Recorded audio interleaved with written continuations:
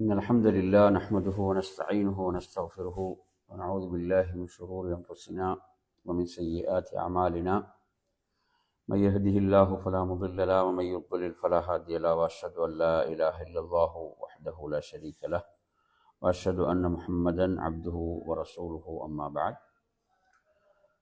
يا أيها الذين آمنوا اتقوا الله حق تقاته ولا تموتن إلا وأنتم مسلمون يا أيها الناس اتقوا ربكم الذي خلقكم من نفس واحدة وخلق منها زوجها وبث منهما رجالا كثيرا ونساء واتقوا الله الذي تساءلون به والأرحام إن الله كان عليكم رقيبا يا أيها الذين آمنوا اتقوا الله وقولوا قولا سديدا يصلح لكم أعمالكم ويغفر لكم ذنوبكم ومن يطع الله ورسوله فقد فاز فوزا عظيما فإن أصدق الحديث كتاب الله وخير الهدي هدي محمد صلى الله عليه وسلم وشر الأمور محدثاتها وكل محدثة بدعة وكل بدعة ضلالة وكل ضلالة في النار.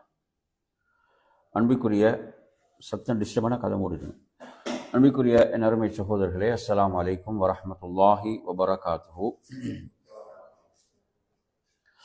இன்றைய நமது தஃப்சீருடைய பாடத்தில் சூரத்துல் லஹப் 113வது அத்தியாயம், மக்காவில் அருளப்பெற்ற அத்தியாயம், 5 வசனங்களை கொண்ட அத்தியாயம். இந்த அத்தியாயம் எவ்வாறு துவங்குகிறது என்றால், அஊது பில்லாஹி மினஷ் ஷைத்தானிர் ரஜீம், பிஸ்மில்லாஹிர் ரஹ்மானிர் ரஹீம், தப்பத் யதா அபீ லஹபின் வதப். இப்போ நாங்கள் அதை ஓதும் போதும் கடைசியில் வதப் என்று சொல்லி அடுத்து ஓத வேண்டும். இதில் அல்லாஹு தஆலா தப்பத் என்று சொன்னால் அழியட்டும், யதா என்ற இரு கரங்கள், யதா என்ன இரு கரங்கள், அபீலஹப் என்றா அபூலஹபின் இரு கரங்கள், வதப் என்றால் அவனும் அழியட்டும் என்பதுதான் இந்த வார்த்தை. இப்போ இதில் நாம் ஷேக் சாலிஹ் அல் உஸைமி ஹஃபிதஹுல்லாஹ் அவர்களுடைய விளக்கத்தில் பார்க்கும்போது அவங்க சொல்கிறாங்க, ஹசிரத் யதாஹு. விளக்கம் வந்து பார்த்தீங்கன்னா, தப்பத் யதானா ஹசிரத் யதாஹு, அவனது இரு கரங்கள் நஷ்டத்தை தழுவட்டும். வஹுவ மின் அமாமின் நபி ஸல்லல்லாஹு அலைஹி வஸல்லம், இவன் வந்து நபி அவர்களுடைய, அதாவது தந்தை வழி சகோதரன். புரியுது அவன் சொல்றது? இப்போ அல்லாஹுடைய தூதருடைய இஸ்லாம் சிறிய தந்தையாக இவன் இருக்கின்றான். அப்ப எனவே இவ்வளவு கடுமையான ஒரு எச்சரிக்கை இவன் விஷயத்தில் ஏன் இறங்கியது, ஏன் வந்தது அப்படின்னு பார்த்தீங்கன்னா, நபி ஸல்லல்லாஹு அலைஹி வஸல்லம் அவர்கள் மக்காவிலே பிரச்சாரத்தை ஆரம்பித்த போது மக்களையெல்லாம் ஒரு அபய குரல் கொடுத்து அந்த சஃபா மலை அடிவாரத்துக்கு அழைக்கின்றார்கள். அபய குரல் என்றா, அப்ப எதிரிகள் வந்துவிட்டால் என்ன அபய குரல் கொடுத்து அழைக்கப்படுமோ அவ்வாறு நபி அவர்கள் அழைக்கின்றார்கள். அழைத்து என்ன சொல்கிறார்கள் என்றால், இந்த மலைக்கு பின்னால் இருந்து ஒரு படை உங்களை காலையிலோ மாலையிலோ தாக்க வருகிறது என்று நான் சொன்னால் நீங்கள் நம்புவீர்களா என்று கேட்கிறான். அப்போது வந்திருந்த எல்லா மக்களும் ஒரே குரலில் சொன்னது என்னவென்றால், அதாவது நிச்சயமாக நாம் நம்புவோம், ஏனென்றால் உங்களிடமிருந்து நாம் எந்த பொய்யையும் செவியேற்றதில்லை. நபி அவர்கள் உண்மையாளராக, அஸ்ஸாதிக் அல் அமீன், நம்பிக்கையாளர் என்றுதான் அந்த சமூகம் அவர்களை அழைத்தது. எனவே இந்த சந்தர்ப்பத்தில் இவ்வாறு நபி அவர்கள் செய்தியை சொல்றதுக்கு முன்னால உறுதிப்படுத்தலாம். எதை உறுதிப்படுத்துறாங்கன்னு சொன்னால், அதாவது நான் சொன்னால் ஏற்றுக்கொள்வீர்களா, நான் சொன்னால் நம்புவீர்களா. புரியுது அவங்க சொல்றது? இப்ப செய்தியை சொல்றதுக்கு முன்னால எதை உறுதிப்படுத்துறாங்க? அதாவது தனது நம்பகத்தன்மை, என்னை நீங்கள் நம்புவீர்களா, நான் சொன்னால் ஏற்றுக்கொள்வீர்களா என்று. இது ஒரு தாவாவில் ஒரு முக்கியமான ஒரு அணுகுமுறை. இது தாவா அழைப்பு பணியில ஒரு முக்கியமான ஒரு அணுகுமுறை. புரியுது அவன் சொல்றது? அப்ப எனவே அல்லாஹ்வின் தூதர் ஸல்லல்லாஹு அலைஹி வஸல்லம் அவர்கள் குர்ஆன்ல நீங்க மற்றொரு இடத்துல பார்க்கலாம், அவங்க தஅவா பிரச்சாரத்தை எடுத்து வைக்கும் போது முக்கியமாக அவங்க வைத்த ஒரு வாதம் தான், அதாவது வகத் லபிஸ்து ஃபீக்கும் உம்ரம் மின் கப்லிஹி, நான் இந்த நபித்துவத்துக்கு முன்னர் உங்களோடு வாழ்ந்திருக்கிறேன், உங்களோடு வாழ்ந்திருக்கிறேன். அப்ப நபி அவங்க தனது கடந்த கால வாழ்க்கையை சொல்லி மக்கள் என்ன செய்யறாங்க, சத்தியத்தின் பால் அழைக்கிறாங்க. அப்ப எவ்வளவு தூய்மையான ஒரு வாழ்க்கையை வாழ்ந்திருப்பாங்க. யாருக்காவது கடந்த கால வாழ்க்கையை சொல்லி அழைக்க முடியுமா? அப்படி ஒரு தூய்மையான வாழ்க்கை வாழ்ந்திருப்பாரா? பெரும்பாலும் நீங்க சொன்னீங்கன்னா, இதுக்கு முன்னர் நான் நிறைய தப்புகள் செஞ்சிருப்பேன், அதெல்லாம் விட்டுருங்க, இப்ப நான் யாரு அப்படித்தானே பேசுவாங்க. ஆனா அல்லாஹ்வுடைய தூதர் எப்படி சொல்கிறார்கள், நான் எனக்கு நபித்துவம் தூதுத்துவம் கிடைப்பதற்கு முன்னரே உங்களோடு வாழ்ந்த ஒரு மனிதன், எப்படி வாழ்ந்த ஒரு வாழ்க்கை நான் வாழ்ந்திருக்கிறேன் அப்படின்றது அதை ஆதாரமா வைக்கிறாங்க. சுப்ஹானல்லாஹ், அதை என்ன செய்யறாங்க, ஆதாரமாக வைத்து அழைக்கின்றார்கள். எனவே அல்லாஹ்வின் தூதருடைய வார்த்தை அவர்கள் அனைவரும் நம்ப தயாராக இருந்தார்கள்.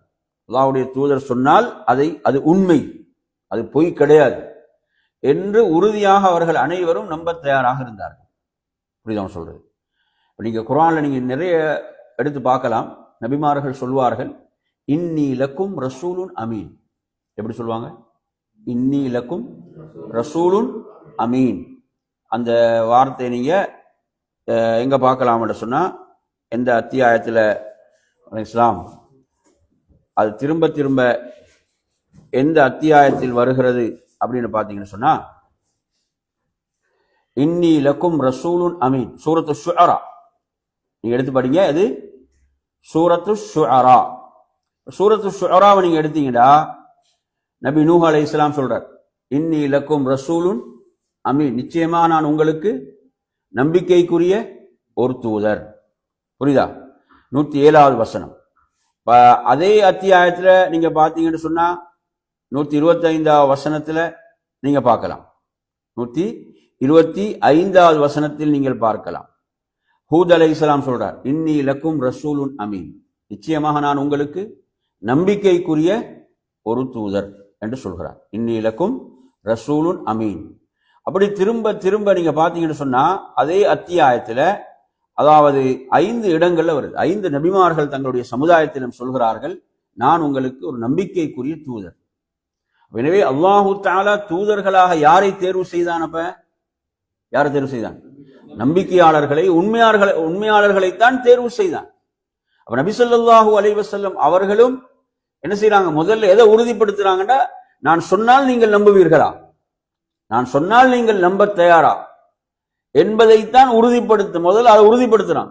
உறுதிப்படுத்தி விட்டு அதுக்கு பிறகு அல்லாஹ்வுடைய தூதர் சொல்கிறார்கள், உங்களுக்கு நான் அந்த மறுமையுடைய நாளின் தண்டனை உங்களுக்கு எச்சரிக்கிறேன், நீங்க இப்படியே வாழ்ந்தீங்கன்னா அந்த தண்டனை உங்களை பிடித்துக் கொள்ளும் என்று சொன்ன போதுதான் என்ன செய்தான், அபூ லஹப் சொன்னான், தப்பல்லக யா முஹம்மத் அலிஹாதா ஜமஅத்தனா, முகம்மதே உமக்கு நாசம் உண்டாகட்டும், இதற்காகவா எம்மை ஒன்று சேர்த்தீர் என்று முதல்ல எதிர்ப்பை தெரிவித்தவன் யாருதான்? அபூ லஹப். புரியுது அவன் சொல்றது? எனவே அந்த இடத்துல அந்த தஅவா, அந்த அழைப்பு, அல்லாஹ்வுடைய தூதருடைய அழைப்புக்கு ஒரு பெரும் தடையாக அவன் அமைந்தான். அல்லாஹ்வுடைய தூதருடைய அந்த அழைப்புக்கு அவன் ஒரு பெரும் தடையாக அங்கு அமைகிறான். என் அருமையான சகோதரர்களே, அப்போது அல்லாஹு தஆலா இந்த வசனங்களை, இந்த அத்தியாயத்தை அருளினான். இந்த அத்தியாயத்தை அல்லாஹ் என்ன செய்தான்? அருளினான் என்பதை பார்க்கின்றோம்.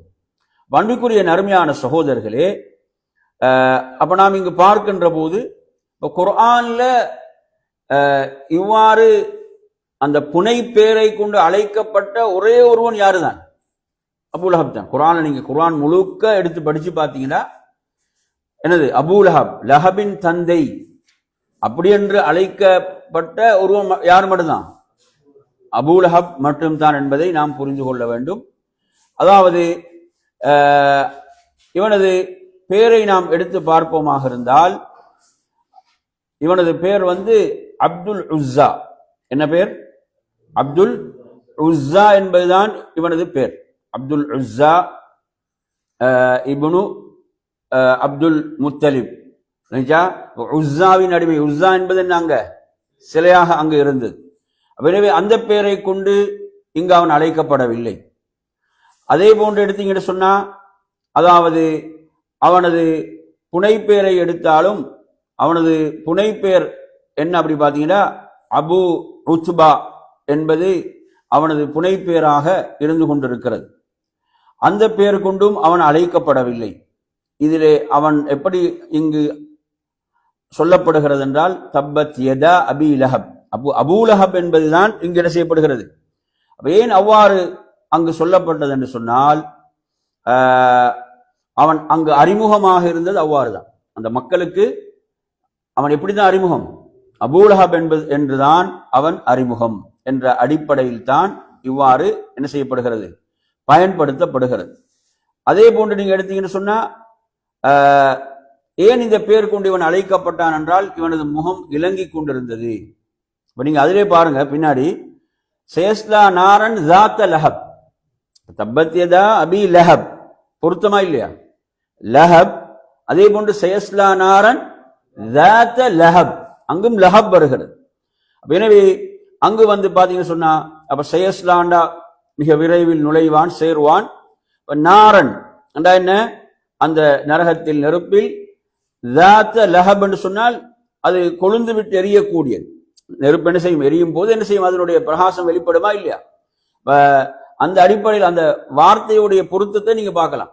தப்பத் யதா அபி லஹப், அதே போன்று ஜாத்த லஹப்.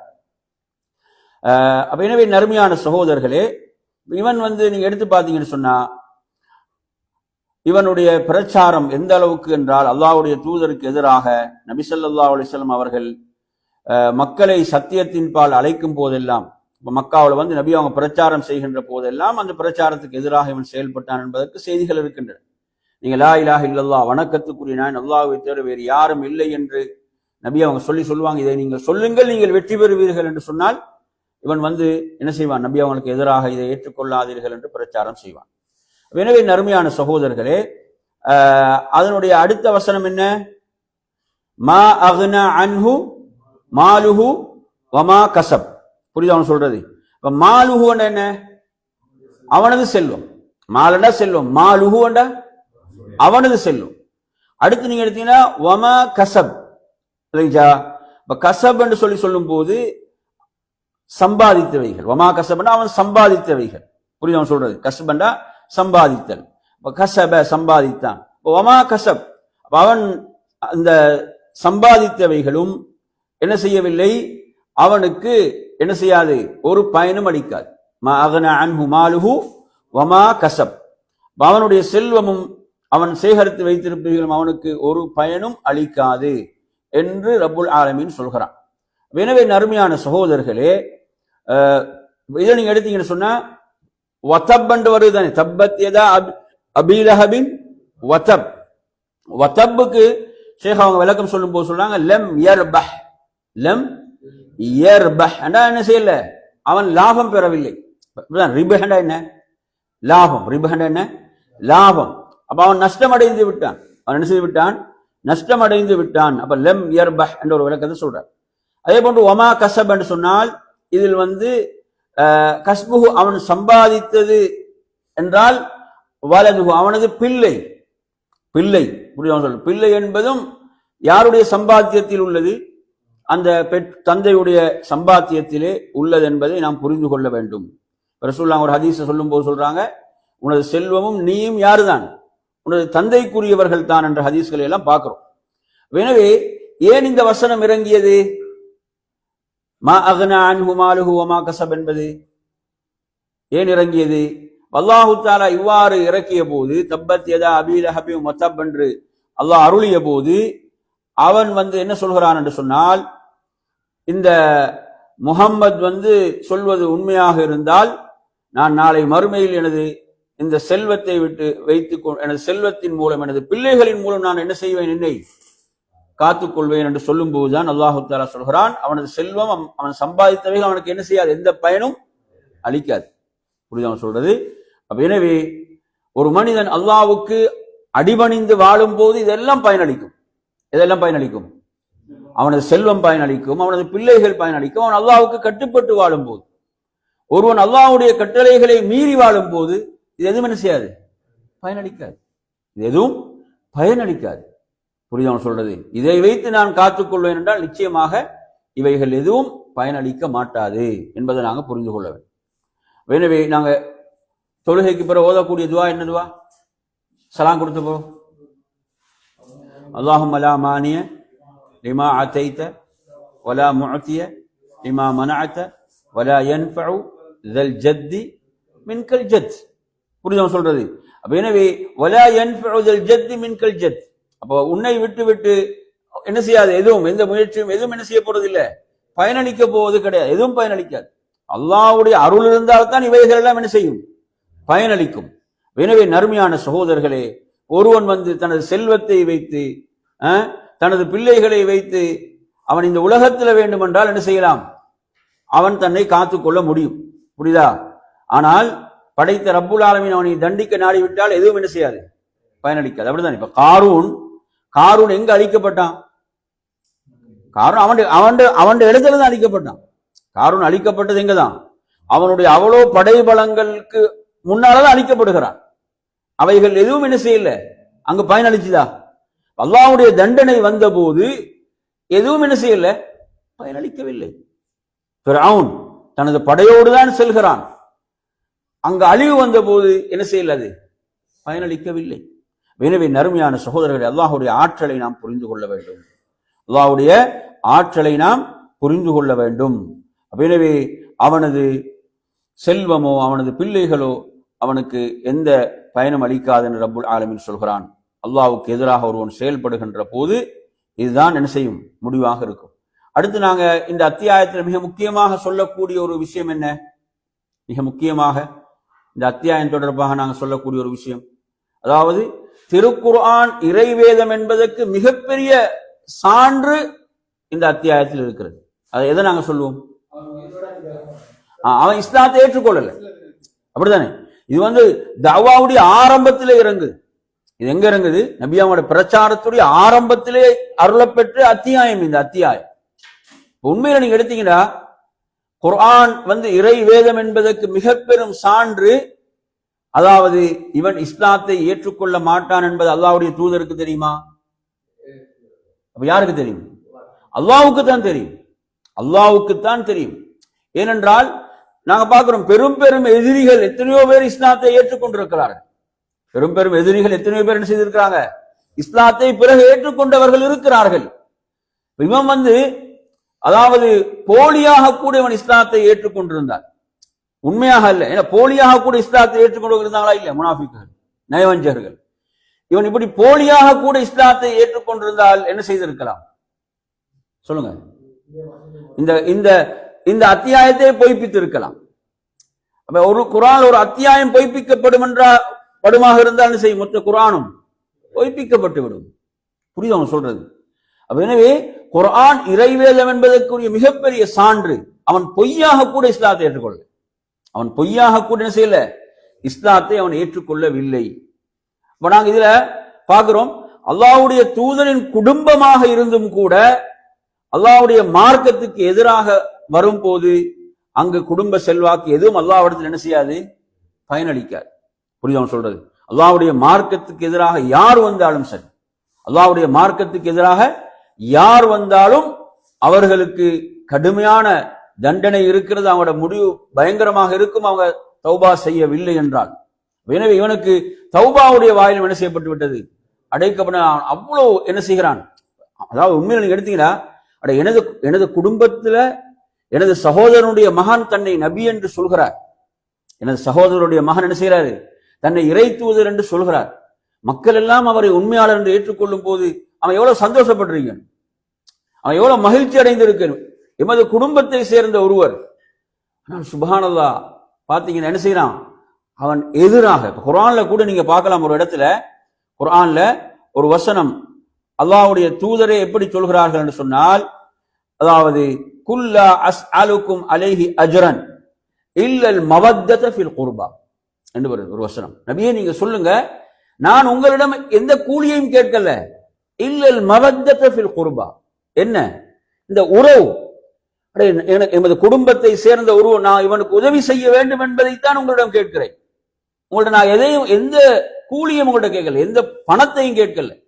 எதை உங்களிடம் நான் எதிர்பார்க்கிறேன்? ஒரு குடும்பம் பக்கபலமாக இருக்க வேணுமா இல்லையா? குடும்பம் உதவியாக இருக்க வேணுமா இல்லையா?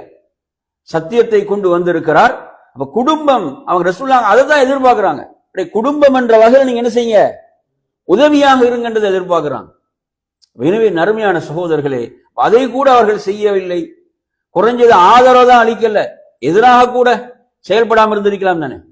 எனவே நறுமையான சகோதரர்களே, இவ்வளவு கடுமையாக வசனம் இறங்குகிறது என்றால் நல்லா புரிஞ்சுக்கோங்க. அல்லாஹுடைய தீனுக்கு எதிராக எவனாவது செயல்படுகின்ற போது, அல்லாஹுடைய மார்க்கத்துக்கு எதிராக செயல்படும் போது அதனுடைய விளைவுகள் பயங்கரமானதாக இருக்கும் என்பதற்கு இந்த வசனம், இந்த அத்தியாயம் மிகப்பெரிய சான்றாக இருக்கிறது. அதே போன்ற நறுமையான சகோதரர்களே, அடுத்து நீங்க அதுல பாருங்க, அதாவது வம்ரஅத்துஹு ஹம்மாலத்தல் ஹதப். வம்ரஅத்துஹு இல்ல அதுக்கு முந்தைய சயஸ்லா நாரன் ذات லஹப் அது பார்த்தோம். என்ன அதாவது சயஸ்லா என்பது என்ன? அவன் வெகு விரைவில் சேர்வான், நுழைவான், நாரன் நரகத்துக்கு. ذات லஹப் அது என்னது? கொழுந்து விட்டெறியக்கூடிய நெருப்பில் அவன் நுழைவான். புரியுது அவன் சொல்றது? இது அல்லாஹுடைய வார்த்தைகள், அல்லாஹுடைய வாக்கு. அடுத்து வாங்க, வம்ரஅத்துஹு ஹம்மாலத்தல் ஹதப். வம்ரஅத்துஹு ஹம்மாலத்தல் ஹதப். வம்ரஅத்துஹு என்றா அவனது மனைவி. வம்ரஅத்துஹு என்றா அவனது மனைவி. அவனது மனைவி. ஹதப் என்றா என்ன? விறகு. ஹதப் என்றா என்ன? விறகு.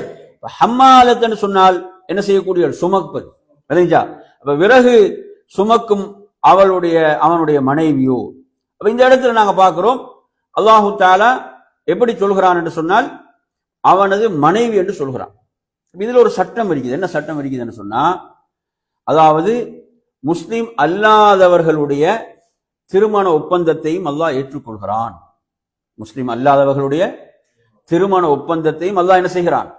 ஏற்றுக்கொள்கிறான். அதனால தான் அல்லாஹ் என்ன சொல்றான்? அபூலஹபுடைய மனைவி என்று சொல்கிறான். அபூலஹபுடைய மனைவி என்று சொல்வதன் மூலம் ஒரு சட்டம் இருக்கிறது. என்ன சட்டம்? அப்ப முஸ்லிம் அல்லாதவர்களுடைய திருமண ஒப்பந்தங்களை கூட அல்லாஹ் அங்கீகரிக்கிறான். புரியுது அவன் சொல்றது? இப்ப இம்ராஅத்துல் அசீஸ் என்று வருது குர்ஆன். இம்ராஅத்துல் அசீஸ் எந்த சூறால வருது? சூரத்து யூசுப்ல. அசீஸுடைய மனைவி. அல்லாஹ் அந்த திருமண ஒப்பந்தத்தை என்ன செய்கிறான்? அங்கு ஏற்றுக்கொள்கிறான், அங்கீகரிக்கிறான், முஸ்லிம் அல்லாதவர்களாக இருந்தும்.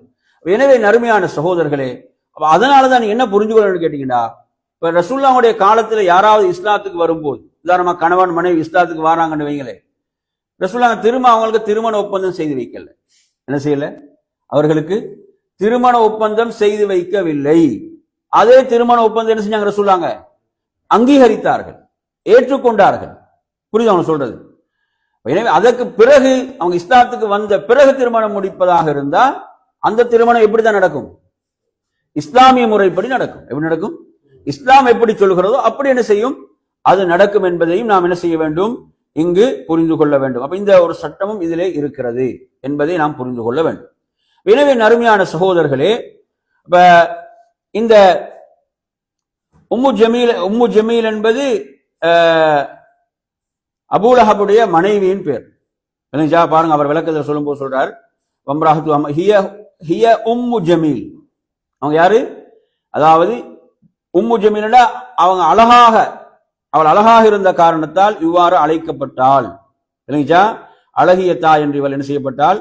அழைக்கப்பட்டால்.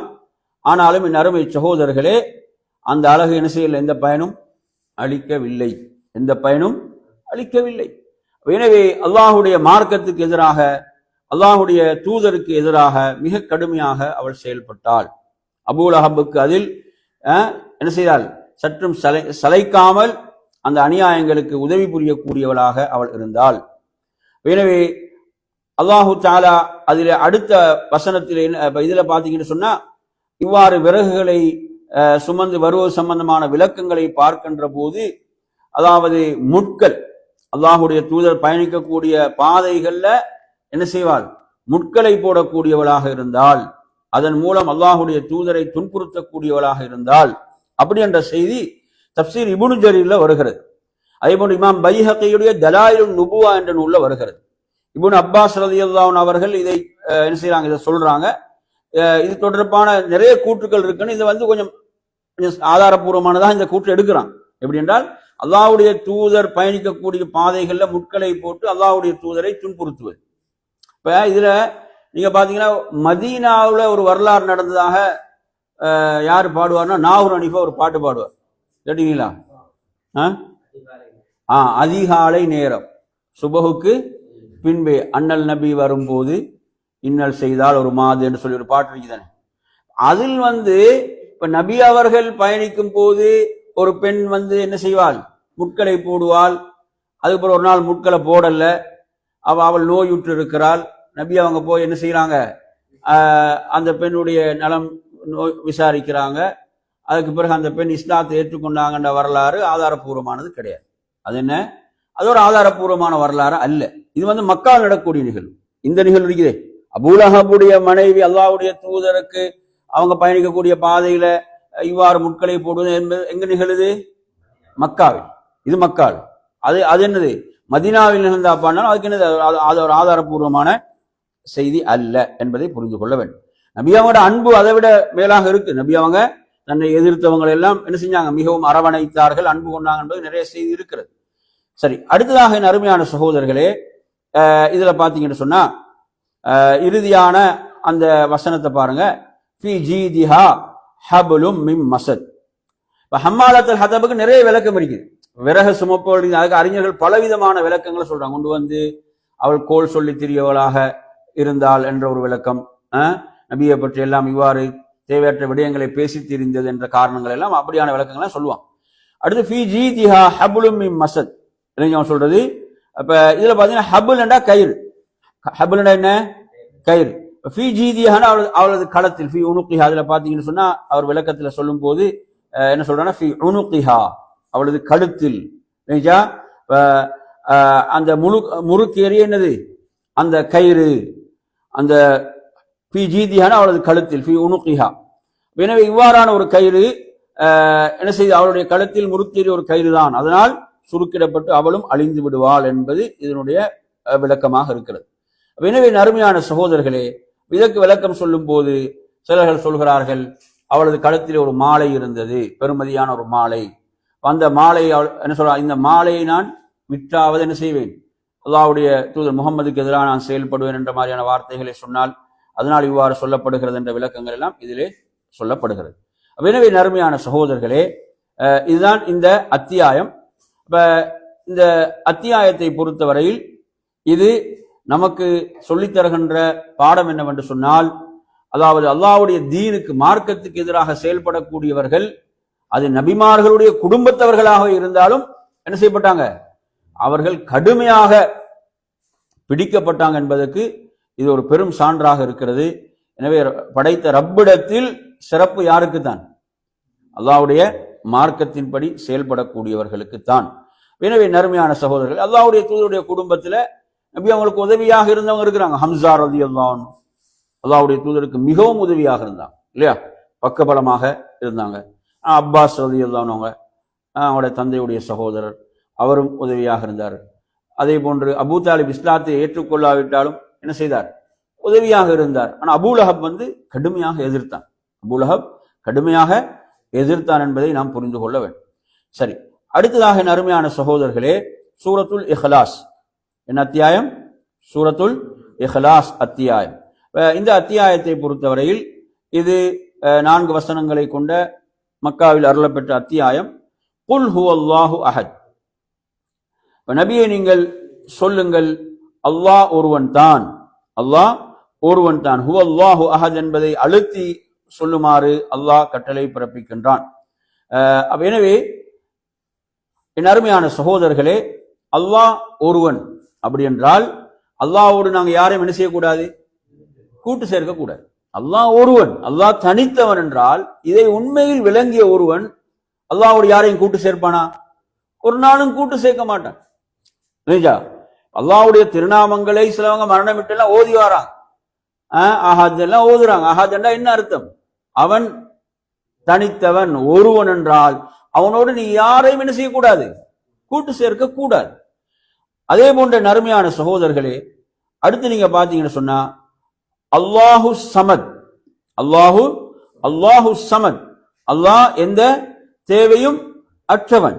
அப்ப அஸ்ஸமத் என்று சொன்னால் அஸ்ஸய்யிதுல் காமில் என்றால் அவன் என்னது, அவன் பரிபூர்ணமான தலைவன், பரிபூர்ணமான தலைவன். அல் மக்சூது ஃபி கதாஇல் ஹவாயிஜ், தேவைகள் எல்லாம் என்னது நிறைவேறுவது அவனிடம்தான் நாடப்படும். அனைவரும் அவன்பால் தேவையுடையவர்கள், அவன்பால் தேவையுடைய, அவனது ஆட்சி முழுமையானது, அவனது கண்ணியம் முழுமையானது, அவனது அனைத்தும் என்னது முழுமையானது, பரிபூர்ணத்துவம் மிக்கது. எனவே நறுமையான சகோதரர்களே, இந்த அத்தியாயத்தை பொறுத்தவரையில இந்த அத்தியாயம் பல சிறப்புகளை கொண்டதாக இந்த அத்தியாயம் இருந்து கொண்டிருக்கிறது. இந்த அத்தியாயத்துடைய சிறப்புகள் நாங்க கொஞ்சம் பின்னால சொல்லும் போது சொல்லுங்க. லம் எலித் வலம் யூலத். இப்ப லம் எலித்னா என்ன சொல்லுங்க, அவன் யாரையும் என்ன செய்யல, பெறவில்லை. வலம் யூலத், அவன் யாராலும் பெறப்படவும் இல்லை. அதாவது லைஸ லஹு வலதுன் வலா வாலிதுன், அவனுக்கு பிள்ளையும் இல்லை, அவனுக்கு பெற்றோரும் இல்லை என்று ரப்புல் ஆலமீன் சொல்கிறான். எனவே அருமையான சகோதரர்களே, இந்த இடத்துல நாங்க கவனிக்க வேண்டிய முக்கியமான விஷயம் என்னவென்றால், இங்க அல்லாஹு தஆலா மிகப்பெரிய மறுப்பு இந்த வசனத்தில் யாருக்கு சொல்கிறான்? கிறிஸ்துவர்களுக்கு, இல்லையா? இப்ப நீங்க எடுத்தீங்கன்னா யூதர்கள் வந்து யாரை அல்லாஹ்வுடைய மகன் என்றார்கள்? உஸைரை மகன் என்றார்கள். புரியுதா? கிறிஸ்துவர்கள் ஈசா அலைஹிஸ்ஸலாத்தை அல்லாஹ்வுடைய மகன் என்றார்கள். அதே நேரத்தில் மக்கா காஃபிர்கள் என்ன செய்தார்கள்? மக்கா காஃபிர்கள் இல்ல, மக்கா காஃபிர்கள் இதே மாதிரி என்ன செஞ்சாங்க? ஜின்களை அல்லாஹ்வுடைய பெண் மக்கள் என்றார்கள். என்ன சொன்னார்கள்? ஜின்களை அல்லாஹ்வுடைய பெண் மக்கள் என்று சொன்னவர்கள் யாரு என்று சொன்னால் மக்கா காஃபிர்கள். என் அருமையான சகோதரர்களே, நீங்க சூரத்துல் ஜின் என்ற அத்தியாயத்திலே பார்க்கலாம். சூரத்துல் ஜின் என்ற அத்தியாயத்தில் ஜின்கள் கூறிய விஷயங்களை அல்லாஹ் சொல்கிறான். ஜின்கள் கூறிய விஷயங்களை அல்லாஹ் சொல்கிறான். وَأَنَّهُ تَعَالَى جَدُّ رَبِّنَا مَا اتَّخَذَ صَاحِبَةً وَلَا وَلَدًا. மேலும் எங்களுடைய இறைவனுடைய மகிமை நிச்சயமாக மிக்க உயர்ந்தது, மிக்க மேலானது.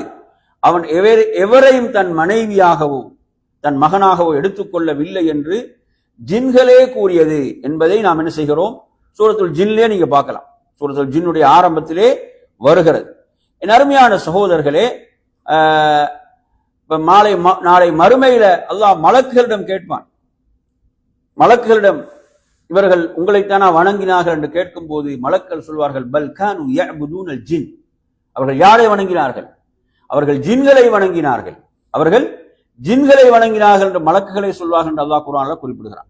என் அருமையான சகோதரர்களே, அப்ப இந்த இடத்துல இப்ப நாங்க கட்டாயம் வந்து இந்த விஷயத்தை கொஞ்சம் அழுத்தி சொல்ல, என்ன நாங்க இப்ப இருக்கக்கூடிய இந்த மாதம் இருக்குதானே, இப்ப நாங்க இருக்கக்கூடிய இந்த மாதம் என்ன மாதம்? டிசம்பர் மாதம், அப்படித்தானே? டிசம்பர் என்றா டிசம்பர்ல என்ன இருக்குது? கிறிஸ்துமஸ் இருக்குது. இப்ப அறிஞர்கள் என்ன சொல்லுவாங்கடா, வருஷம் முழுக்க சூரத்துல் இக்லாஸ் அத்தியாயத்தை ஓதுறானா. எப்படி? வருஷம் முழுக்க பெரும்பாலும் தொழுகையில பெரும்பாலும் சூரத்துல் இக்லாஸ ஓதுறானா இல்லையா? பெரும்பாலும் சூரத்துல் இக்லாஸ் ஓதப்படும். ஏன்னா அந்த சூரா நிறைய பேருக்கு தெரிஞ்ச சூரா. அதான் சொல்றான், வருஷம் முழுவதும் சூரத்துல் இக்லாஸ் அத்தியாயத்தை ஓதுகிறான். ஆனா கிறிஸ்துமஸ் வந்தா அவனுக்கு கிறிஸ்துமஸுக்கு வாழ்த்து சொல்றான். அவனுக்கு கிறிஸ்துமஸுக்கு என்ன செய்யறான்? வாழ்த்து சொல்றான். என்ன பிரச்சனைடா, இப்ப நீ வாழ்த்து சொல்லும் போது அதாவது அவனது நம்பிக்கை என்ன? அவரது நம்பிக்கை என்ன? அவன் ஈசா அலைஹிஸ்ஸலாத்தை இறைவனுடைய மகன் என்று நம்புகிறான். இப்ப நீ வந்து வாழ்த்து சொன்னா என்ன அதுல சொல்ல வருகிறாய்? அப்ப நீ வருடம் முழுக்க சூரத்துல் இக்லாஸை ஓதியதனுடைய பயன் என்ன? அல்லாஹ் சொல்கிறான், அவன் யாரையும் பெற்றெடுக்கவில்லை என்கிறான், அவனுக்கு பிள்ளை இல்லை என்கிறான். அப்ப எனவே இங்கு நீ வருடம் முழுவதும் இந்த அத்தியாயத்தை ஓதியது என்ன செய்து அர்த்தம் இல்லாமல் ஆகிவிடுகிறது. புரியுது அவன் சொல்றது? அப்ப நீங்க குர்ஆன்ல நீங்க எடுத்து பாத்தீங்கன்னா, சுப்ஹானல்லாஹ், குர்ஆன்ல நான் இந்த உங்களுக்கு சில வசனங்களை கொஞ்சம் நோட் பண்ணிக்கோங்க. 21வது அத்தியாயம் 116வது வசனம், 21ல 116. வகாலு இத்தஹதல்லாஹு வலதா, அவர்கள் சொல்கிறார்கள் அல்லாஹ் தனக்கு ஒரு மகனை என்ன செய்கிறான், எடுத்துக்கொண்டான் என்று சொல்கிறார்கள். அவாண்டமா இல்லையா? சுபஹானஹு, அவன் யாரு? அவன் இதிலிருந்து பரிசுத்தமானவன். இந்த கூட்டிலிருந்து அல்லாஹ் யாரு? அவன் இவர்கள் கூறுவது மிக்க தூய்மையானவன். பல்லஹு மாஃபிஸ் ஸமாவாதி வல் அர்தி குல்லுல்லஹு கானிது, வானங்கள் பூமியில் உள்ள அனைத்தும் யாருக்குரியவை? அவனுக்குரியவை. இவை அனைத்தும் அவனுக்கு அடிபணிந்து இருக்கின்றன என்று ரப்புல் ஆலமீன் சொல்கிறான். அருமையான சகோதரர்களே, பாருங்க, அல்லாஹு தஆலா மிக அழுத்தமாக இங்கு சொல்கிறான், அவன் இதிலிருந்து தூய்மையானவன். நினைச்ச மாதிரி அபாண்டமா இல்லையா? ஒரு அபாண்டமா இல்லையா?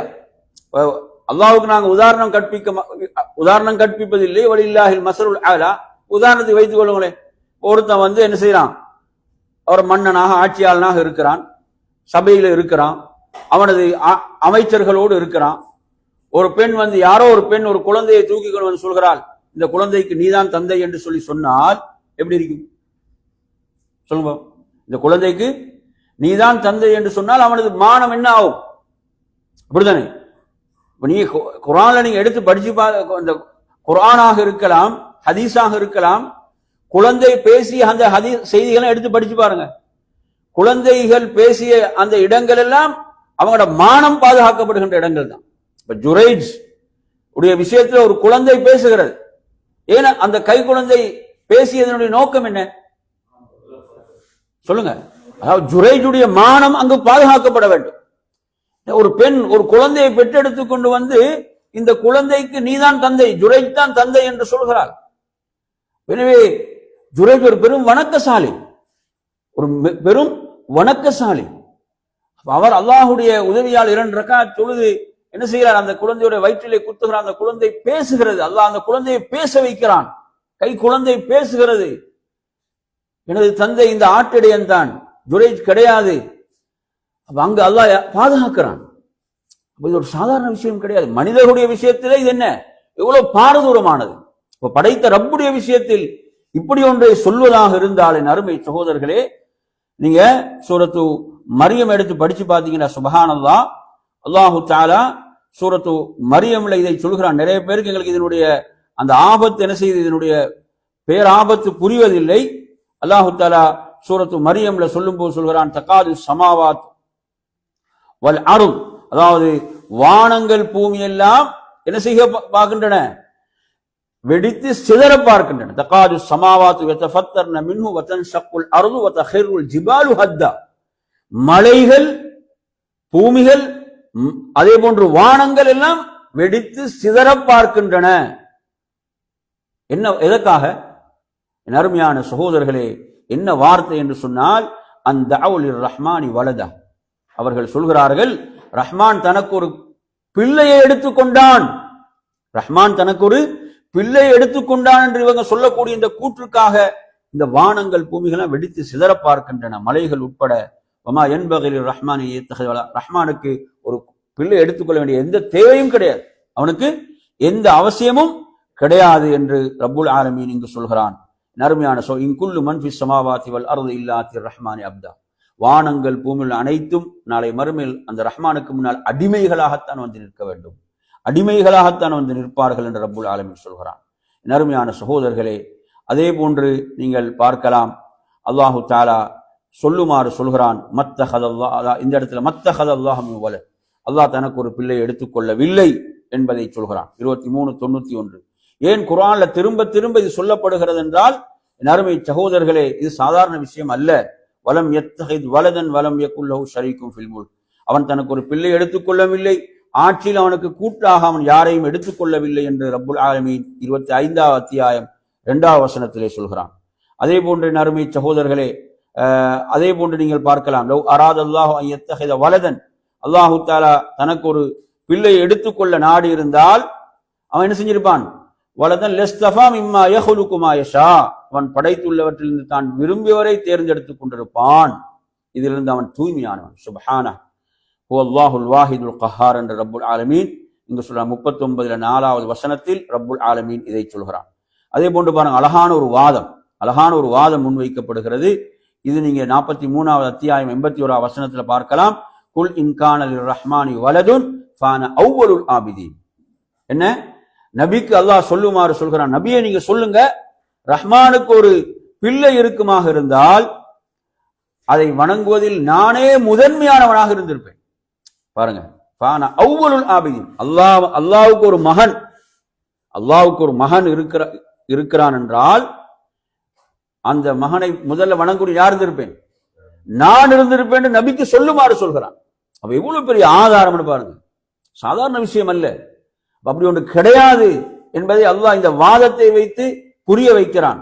அல்லாஹ் இவ்வளவு சொல்லியும் புரியவில்லை என்றால் எவ்வளவு அநியாயக்காரர்கள்.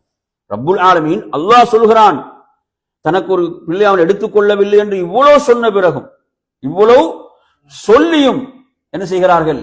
என் அருமையான சகோதரர்களே, இவர்கள் இப்படி ஒரு அபாண்டத்தை ரப்புக்கு சொல்கிறார்கள் என்றால் இது சாதாரண ஒரு குற்றம் அல்ல, சாதாரண ஒரு குற்றம் அல்ல, கடுமையான குற்றம். என் அருமை சகோதரர்களே, அல்லாஹ் தஆலா மற்ற இடத்துல சொல்றான், அதாவது அன்னா யகுன் லஹு வலதுன் வலம் தகுல் லஹு சாஹிபா. எப்படி சொல்றான்? 6வது அத்தியாயம் 101வது வசனம். அவனுக்கு மனைவியே இல்லாதிருக்க பிள்ளை எப்படி இருக்க முடியும் என்று அல்லாஹ் கேட்கிறான். அப்படியும் புரிய வைக்கிறான். அவனுக்கு மனைவியே இல்லாதிருக்க அவனுக்கு பிள்ளை எவ்வாறு இருக்க முடியும் என்று ரப்புல் ஆலமீன் கேட்கிறான்.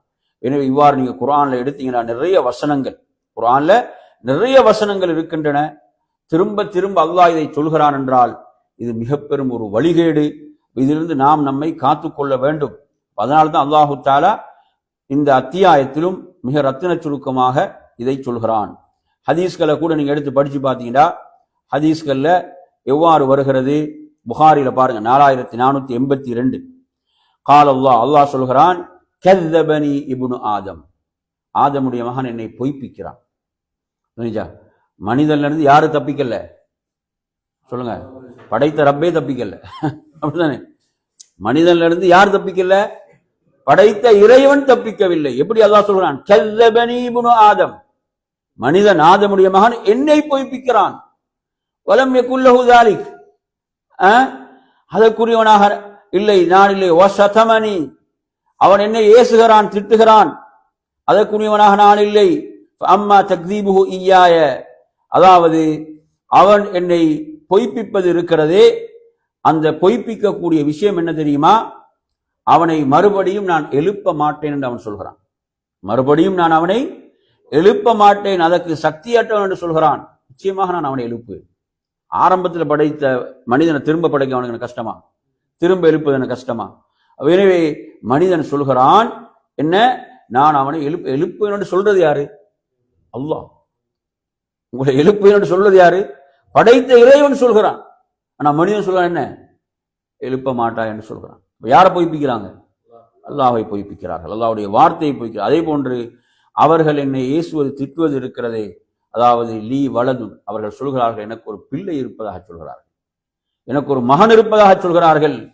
அதாவது நான் ஒரு பிள்ளை எனக்கு எடுத்துக்கொள்ளதை விட்டு நான் தூய்மையானவன், பரிசுத்தமான அல்லாஹு தஆலா சொல்கிறான். சுப்ஹானல்லாஹ். என் அருமையான சகோதரர்களே, இவ்வாறு அல்லாஹ்வுக்கு மாறு செய்பவர்களுக்கும் அல்லாஹ் இந்த பூமியில் உணவளித்துக் கொண்டுதான் இருக்கிறான், இல்லையா? அல்லாஹ்வுக்கு இவ்வளவு அபாண்டங்களை சுமத்தக்கூடியவர்களுக்கும் அல்லாஹ் உணவளித்துக் கொண்டுதான் இருக்கு. அப்ப மனிதனை பொறுத்தவரையில மனிதனிலிருந்து ரப்பே தப்பிக்கலண்டா நாங்க என்ன செய்யக்கூடாது? எதுவும் எதிர்பார்க்க கூடாது. புரியுதா சொல்றது? இதுதான் மனிதனுடைய நிலை. என் அருமையான சகோதரர்களே, இவ்வாறாக இந்த சூரத்துல் இஹ்லாஸ் அத்தியாயம் ஒரு அற்புதமான அத்தியாயம். இந்த அத்தியாயத்தை பொறுத்தவரையில் எப்போது இது இறங்கியதென்றால், உமது ரப்பை பற்றி எமக்கு சொல்லுங்கள் என்று சொன்ன போதுதான் இந்த வசனங்கள் அருளப்பெற்றன. அல்லாஹ் என்பவன் யார், அல்லாஹ் என்பவன் யார், வணக்கத்துக்கு தகுதியான இறைவன் யார் என்பதை மிக அழகாக சொல்லக்கூடிய அத்தியாயமாக இந்த அத்தியாயம் இருக்கிறது. அதே போன்று வலம் யகுல் லஹு குஃபுவன் அஹத், அவனுக்கு நிகராக எவரும் இல்லை என்று ரப்புல் ஆலமீன் இதை நிறைவு செய்கிறான். நறுமையான சகோதரர்களே, ஹதீஸிலே பாருங்க, திர்மிதியில வருது, 3364வது எண்ணில் வருகிறது. உபய் இப்னு கஅப் ரலியல்லாஹு அன்ஹு அறிவிக்கிறார்கள், முஷ்ரிக்குகள் அல்லாஹ்வுடைய தூதரிடம் வந்து உங்களுடைய ரப்பை பற்றி எமக்கு சொல்லுங்கள் என்று சொன்னபோதுதான் அல்லாஹ் இந்த வசனங்களை இறக்கினான். குல் ஹுவல்லாஹு அஹத் அல்லாஹு ஸமத் லம் யலித் வலம் யூலத் வலம் யகுல் லஹு குஃபுவன் அஹத். எனவே நறுமையான சகோதரர்களே, இந்த இடத்துல நாங்கள் இன்னொரு துஆவையும் நீங்க பார்க்கலாம் ஹதீஸ்ல. ஒரு மிக சிறப்பான துவாவாக ஒரு ஹதீஸ் திருமிதியில் வருகிறது. 1493 வருகிறது. அல்லாஹ்வுடைய தூதர் ஸல்லல்லாஹு அலைஹி வஸல்லம் அவர்கள் ஒரு மனிதர் தொழுகையில இவ்வாறு பிரார்த்திப்பதை கேட்கிறார்கள். எப்படி கேட்கிறாரு? அல்லாஹும்ம இன்னி அஸ்அலுக பி அன்னி அஷ்ஹது அன்னக அன்தல்லாஹு லா இலாஹ இல்லா அன்த அல் அஹது ஸமத் அல்லதி லம் யலித் வலம் யூலத் வலம் யகுல் லஹு குஃபுவன் அஹத். இதுதான் துவா. திரும்ப சொல்ற பாருங்க. அல்லாஹும்ம இன்னி அஸ்அலுக பி அன்னி அஷ்ஹது அன்னக அன்தல்லாஹ் லா இலாஹ இல்லா அன்த அல் அஹது ஸமத் அல்லதி லம் யலித் வலம் யூலத் வலம் யகுல் லஹு குஃபுவன் அஹத். இவ்வாறு கேட்கும்போது நபி அவங்க சொல்றாங்க, எனது உயிர் எவன் கைவசம் அவன் சத்தியம் என்று சொல்கிறேன், அல்லாஹ்வுடைய மகத்தான திருநாமத்தை கொண்டு இவர் பிரார்த்தனை செய்து விட்டார். இவர் இப்போது கேட்கக்கூடிய பிரார்த்தனை ஏற்றுக்கொள்ளப்படும். இவர் கேட்டால் கொடுக்கப்படும் என்று அல்லாஹ்வுடைய தூதர் சொன்னார்கள். இது ஒரு அழகான பிரார்த்தனை தான். துவா அங்கீகரிக்கப்படுகின்ற ஒரு பிரார்த்தனையாக இந்த செய்தியை நாங்கள் பார்க்கிறோம். எனவே நறுமையான சகோதரர்களே, சூரத்துல் இஹ்லாஸ் அத்தியாயத்தின் சிறப்புகளாக நாம் என்ன தெரிஞ்சு வச்சுக்கிறோம்? சூரத்துல் இஹ்லாஸ் அத்தியாயத்துடைய சிறப்பு குர்ஆனுடைய 1/3 சமம். இப்போ குர்ஆன்ல 1/3 சமம் என்றால் அதில் ஒரு சட்டத்தை நீங்க தெரிஞ்சுக்கொள்ள என்னடா, அதாவது இப்போ இதை 3 முறை ஓதினால் முழு குர்ஆனையும் ஓதிய நன்மை என்று இதை புரிந்து கொள்வதா, இதை நிகராக அதை அந்த வார்த்தையுடைய அமைப்பில் எடுத்துக்கொள்வதா என்ற ஒரு கருத்து வேறுபாடு அறிஞர்கள் மத்தியில் இருக்குது. உதாரணம் வைங்களே, ஒருத்தர் இது குர்ஆன்ல 3/1 சமானதுன்னு இப்போ ஒருத்தர் தக்பீரை கட்டினோடனே என்ன செய்யறாரு? சூரத்துல் ஃபாத்திஹாவை ஓதாம குல் வல்லாஹ் 3 முறை ஓதுறார். குல் வல்லாஹ் 3 முறை ஓதுறார். என்ன இப்ப வாதம்? ஃபாத்திஹா வந்திருந்தானே, வாதம் என்ன? 3 முறை ஓதினா உங்களுக்கு குர்ஆனை ஓதிய மாதிரி தானே. அப்ப இது ஏற்றுக்கொள்ளப்படுமா?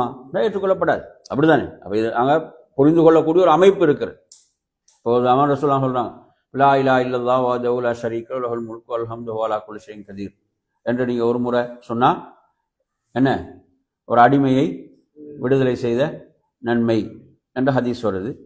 ஒருத்தர் கஃபாரா பரிகாரம் நிறைவேற்றணும். ஒரு தவறு, ஒரு குற்றம் செஞ்சிட்டாரு, அதுக்கு பரிகாரம் ஒரு திக்ர் சரி வருமா? சரி வருமா? வராது தானே. புரியுது சொல்றேன். அதற்குரிய குற்றத்துக்குரிய பரிகாரம் தானே செய்யணும், அதை நிறைவேற்றணும்.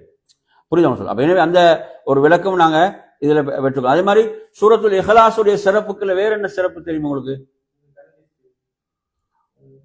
இல்ல கந்திசிக்க வரல.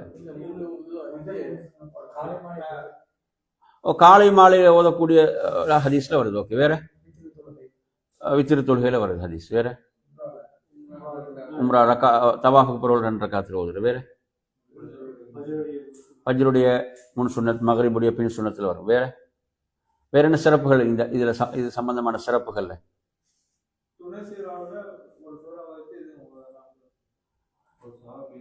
ஒரு சஹாபி என்ன செஞ்சாரு? ரெண்டு மாதிரி ஹதீஸ் வருது. ஒரு ஹதீஸ் எப்படி வருது? 2 ஹதீஸ் சொல்லுங்க பாப்பா. நீங்க நிறைய அந்த ஹதீஸ் கேட்டு தான் நீங்க சொல்லுங்க. 2 ஹதீஸ் அது சம்பந்தம் 2 ஹதீஸ் வருது. எப்படி வருது?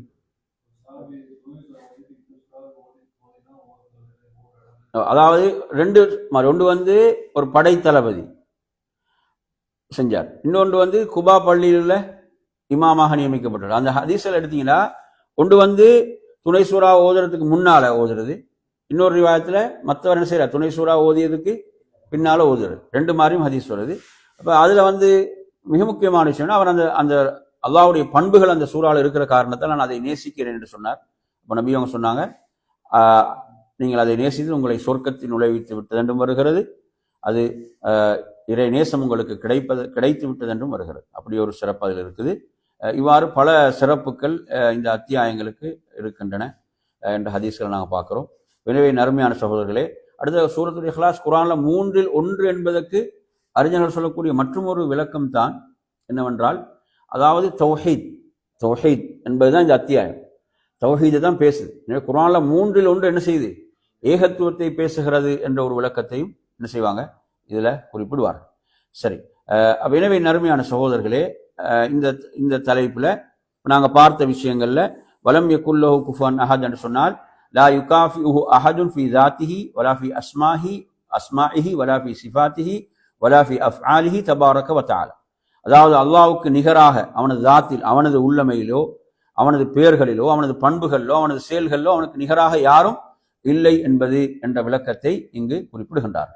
சரி, எனவே நறுமையான சகோதரர்களே, இந்த தஃப்சீருடைய பாடத்தை நாங்கள் என்ன செய்வோம், இதோட நிறைவு செய்து கொள்ளும். நாங்கள் இன்றைக்கு பாடத்தில் 2 அத்தியாயங்கள் நாங்கள் என்ன செய்திருக்கிறோம், படித்திருக்கின்றோம். ஒன்று சூரத்துல் மஸத், அடுத்ததாக சூரத்துல் இஹ்லாஸ். அடுத்து நாங்கள் படிக்க போகின்ற பாடம் சஹாபாக்களுடைய கூற்றுக்கள்ல ஒரு கூற்று நாங்கள் இன்றைக்கு படிப்போம். 13வது கூற்று நாங்கள் இன்றைக்கு படிக்க போகிற கூற்று 13வது கூற்று, பக்கம் வந்து 57. அப்துல்லாஹ் இப்னு மஸ்ஊத் ரலியல்லாஹு அன்ஹு ஒரு கூற்று. அப்துல்லாஹ் இப்னு மஸ்ஊத் ரலியல்லாஹு அன்ஹு قال அஸ்ஸப்ரு நிஸ்ஃபுல் ஈமான். சொல்லுங்க பாப்போம், என்ன அர்த்தம்? அஸ்ஸப்ரு நிஸ்ஃபுல் ஈமான், பொறுமை என்பது ஈமானின் பாதி. வல் யகீனுல் ஈமானு குல்லுஹுன்னு சொல்றான். வல் யகீனுல் ஈமானு குல்லுஹு என்ன அர்த்தம்? யகீன் உறுதி. யகீன் என்ன? உறுதி என்பது என்னது? ஈமானுடைய முழுமையான வடிவம், அது முழுமை என்று சொல்கிறார்.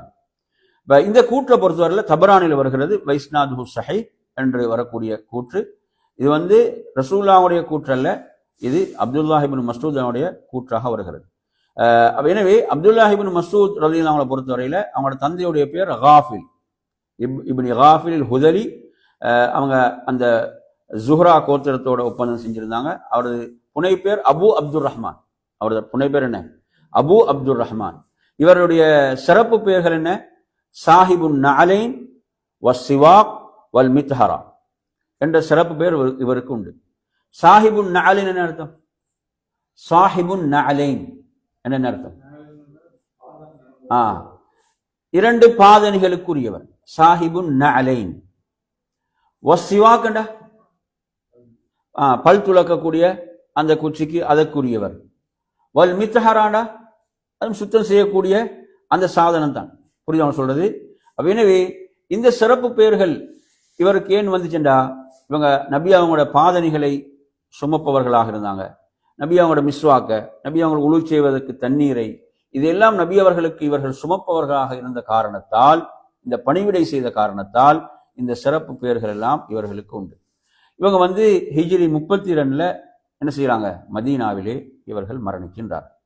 இதுதான் இந்த சஹாபியை பற்றியுள்ள சுருக்கமான அறிமுகம். சரி, இந்த கூற்றை பொறுத்தவரையில இந்த கூற்று ஒரு முக்கியமான ஒரு கூற்று. என்னவென்றால், அதாவது ஈமானுக்கு பல கிளைகள் உண்டு. ஈமானுக்கு பல கிளைகள். ஹதீஸ் படிச்சுக்கிறேன் தானே? படிச்சுக்கிறோமா இல்லையா? சரி, ஈமானுடைய கிளைகள் ஏதாவது சொல்லுங்க பாப்போம், தெரிஞ்சது உண்டு. வெட்கம் ஈமானுடைய கிளை. மாஷா அல்லாஹ். பாதையில் தொல்லை தரக்கூடிய ஒன்றை அகற்றுவதும் ஈமானுடைய கிளையில் நின்றும் உள்ளது. மாஷா அல்லாஹ். ஈமானுடைய உயர்ந்த கிளை எது? கலிமா, லா இலாஹா இல்லல்லாஹ். புரியுது சொல்ற? சுத்தம் ஈமானுடைய கிளை. அதே போன்று பொறுமை ஈமானுடைய கிளையாக இருக்கு. அதே மாதிரி யகீன் உறுதி ஈமானுடைய கிளையாக இருக்கிறது. அதே போன்று அன்னல் அமல மீனல் ஈமான், ஒருவர் அமல் செய்வதும் எதில் நின்றும் உள்ளது? ஈமானில் நின்றும் உள்ளது. எனவே ஒவ்வொருடைய அமல்களுக்கு ஏற்ப அவரது ஈமானுடைய அந்த படித்தரங்கள் கூடுதல் குறைவு என்பது இருக்கிறது. அமல்கள் செய்வதன் மூலம் ஈமான் அதிகரிக்கும். அமல்கள் ஒருவர் பாவங்களை செய்யும் போது ஈமான் என்ன செய்யும்? குறைவடையும் என்பதை நாங்கள் என்ன செய்திருக்கிறோம்? படித்திருக்கின்றோம். எனவே அந்த அடிப்படையில் இதுல எது மிக சிறப்பாக சொல்லப்படுது? இதுல சொல்லப்பட்ட 2 விஷயங்கள்ல பொறுமையா யகீனா? இப்ப 2 படிச்சு தானே. ஒன்று பொறுமை. பொறுமை எப்படி சொன்னாங்க? பாதி. என்ன யகீன் என்ன சொன்னாங்க? முழுமை. அப்ப எது சிறப்பானது? யகீன். அப்ப உறுதியான நம்பிக்கை, உறுதி என்பது இதில் சிறப்புக்குரியதாக இருப்பதை நாம் என்ன செய்கிறோம்? பார்க்கின்றோம். எனவே நறுமையான சகோதரர்களே, அந்த அடிப்படையில ஒருவர் அதாவது ஈமானுடைய இந்த கிளைகளை பொறுத்தவரை அவற்றை அறிந்து கொள்வது, கற்றுக்கொள்வது, அதுல உறுதியாக செயல்படுவது மிகவும் என்ன வரவேற்கத்தக்க விடயமாக, கட்டாயமான விடயமாக இருந்து கொண்டிருக்கிறது. எனவே அந்த அடிப்படையில் நறுமையான சகோதரர்களே, இந்த செய்தியோடு நாம் என்ன செய்யலாம்? இன்றைய வகுப்பை நிறைவு செய்து கொள்வோம். இன்றைய வகுப்புல படித்த விஷயங்கள். நாங்கள் 2 சூறா படித்தோம், அதே மாதிரி இந்த கடைசி இது படித்தோம். இன்றைக்கு நாங்கள் படித்த இந்த பாடத்தில் நீங்கள் ஏதாவது எடுத்துக்கொண்ட ஒரு விஷயத்தை சொல்லுங்க பாப்போம். ஏதாவது நீங்கள் எடுத்துக்கொண்ட ஒரு விஷயம், இன்றைய பாடத்தில் எடுத்துக்கொண்ட ஏதாவது ஒரு விஷயம், படித்த மொத்தம் தப்சீர்ல இருந்தோ கடைசியாக படிச்ச ஏதாவது நீங்கள் எடுத்துக்கொண்டு ஒரு விஷயம் சொல்லுங்க பாப்போம். அதோட முடிச்சுக்கொள்ளும் சார். சூரத்துல் இக்லாஸ் குர்ஆனில் 3 1 நிகரானது என்ற ஒரு விஷயம். ஹைர், வேற யாரும் சொல்லுங்க.